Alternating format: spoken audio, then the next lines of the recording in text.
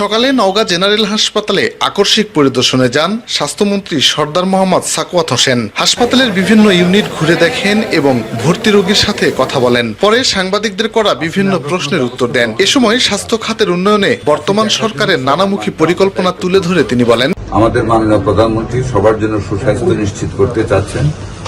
কোনো মানুষকে আমরা বিনা চিকিৎসায় মৃত্যু দেখতে চাইনি। ওইটাকে উদ্দেশ্য নিয়ে আমরা এখানে আসছি, সব জায়গায় যাচ্ছি। এখানে আসলাম। আমি একটা কথা বলবো আপনাদেরকে, আপনারা দেখেছেন আমার সাথে ছিলেন, আমি রোগীদের সাথে কথা বলেছি, তাদের বিছানা দেখেছি, পাকঘর দেখেছি, বাথরুম দেখেছি, বাহিরের অবস্থা দেখেছি, তাদের ওষুধের সরবরাহ কেমন দেখেছি, ডাক্তার নার্সদের ব্যবহার কেমন আপনারা শুনেছেন। আমি কথা বলেছি, আমি কোনো জায়গা থেকে কোনো নেগেটিভ রিপোর্ট পাইনি। মন্ত্রী বলেন, তারেক রহমানের সরকার দায়িত্ব নেয়ার পর মানুষের মাঝে স্বস্তি ফিরেছে। তৃণমূলে স্বাস্থ্য সেবার সম্প্রসারণে কাজ করছে বর্তমান সরকার। দ্রুতই দেশবাসী সেই সুফল পাবেন।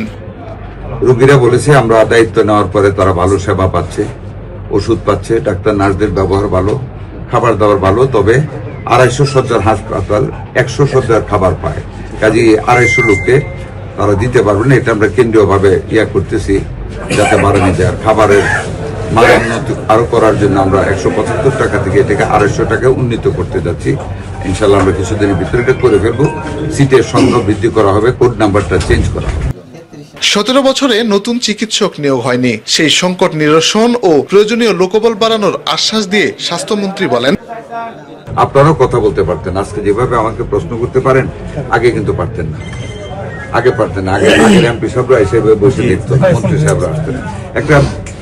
আমাদের এমন একটা সিচুয়েশন গেছে যেখানে কেউ কারো কাছে জবাবদিহিতা ছিল না। আমরা শুরু করেছি, আমাদের মাননীয় প্রধানমন্ত্রী অত্যন্ত সিরিয়াস। প্রত্যেকটা মেডিকেল কলেজ হাসপাতাল আমরা 50 শয্যা করে ডায়ালিসিস প্রতিস্থাপন করতে যাচ্ছি, যাতে করে টার্সিয়ারি লেভেলে এখান থেকে ঢাকায় রোগীদের না যেতে হয়।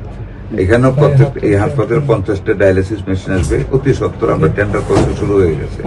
আর জেলা হাসপাতালের জন্য 10টা, তার মানে মোট ডিস্ট্রিক্ট লেভেলে 60টা ডায়ালিসিস মেশিন আছে। 60টা ডায়ালিসিস মেশিন ডেলি যদি 3 রাউন্ড করে 180টা রোগীকে ডায়ালিসিস করতে হবে আল্লাহর রহমতে। এটা আর 3 মাসও লাগবে না ইনশাআল্লাহ। আমাদের মেশিন টেন্ডার হয়ে যাবে। নাম্বার 2, আমরা আগামী 2 বছরের ভিতরে উপজেলা লেভেলে আপনাদের 10টা করে বেড দিচ্ছি ডায়ালিসিসের জন্য। এবং বিল্ডিং এর কাজ অলরেডি ডিপিপি হয়ে গেছে, টেন্ডারে চলে যাবে, বিল্ডিং হবে। শুধু ডায়ালিসিস না, দোয়া করবেন আমাদের জন্য। আমরা আপনাদের 150 থেকে প্রথম 101 শয্যা ঘোষণা করেছি, মাননীয় এমপি মহোদয় জানেন। তারপরে গত সপ্তাহে আমাদের মাননীয় প্রধানমন্ত্রী বলেছেন আমরা সামনে আরো মিশনকে বৃদ্ধি করতে হবে।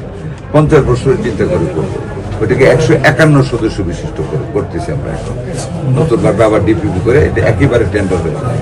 151 ভিতরে 20টা সিট থাকবে, 25টা সিট থাকবে মহিলাদের জন্য, মায়ের সেবার জন্য, যাতে আমাদের মেয়েদের কষ্ট না হয় দূরে যেতে। 20টা সিট থাকবে আমাদের বেবিদের জন্য, শিশুদের জন্য আলাদা থাকবে। আমাদের ফিজিওথেরাপির জন্য একটা মহিলা ওয়ার্ড থাকবে, একটা পুরুষ ওয়ার্ড থাকবে। 2 জন ডাক্তার থাকবে, মহিলারা ফিজিওথেরাপি দিবে, পুরুষরা ফিজিওথেরাপি দিবে।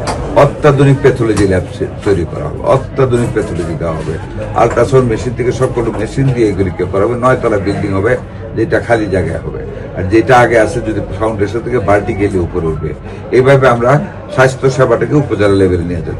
ডাক্তার নার্সদের ব্যবহার কেমন আপনারা। পরিদর্শন শেষে নওগাঁ জেনারেল হাসপাতালের সার্বিক পরিস্থিতি নিয়ে সন্তোষ প্রকাশ করেন মন্ত্রী। রোগীরা বলেছে আমরা দায়িত্ব নেওয়ার পরে তারা ভালো সেবা পাচ্ছে, ওষুধ পাচ্ছে, ডাক্তার নার্সদের ব্যবহার ভালো, খাবার দাবার ভালো।